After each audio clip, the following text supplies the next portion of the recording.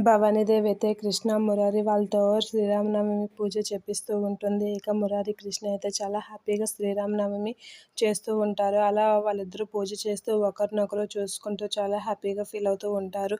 ఇక నవమి పండగ రోజు వీళ్ళకి పిల్లలు పుట్టాలని భవానీదేవి అయితే మొక్కుకుంటూ ఉంటుంది. ఇక ముకుంద అయితే వాళ్ళందరికీ డ్రింకులు రెడీ చేస్తూ ఉంటుంది.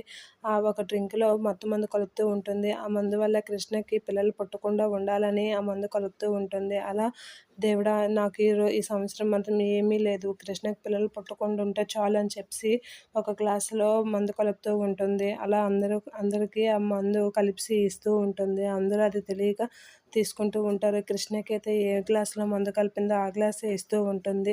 కృష్ణ అది తెలియక తాగేస్తూ ఉంటుంది. ఇక మురారి అందరూ వాళ్ళైతే ముకుంద తెచ్చిన డ్రింక్ చాలా బాగుందని చెప్పి తాగేస్తూ ఉంటారు. ఇక కృష్ణ కూడా ఈ డ్రింక్ చాలా బాగుంది అని చెప్పి తాగేస్తూ ఉంటుంది. కృష్ణ అది చూసి ముకుంద అయితే చాలా హ్యాపీగా ఫీల్ అవుతూ ఉంటుంది.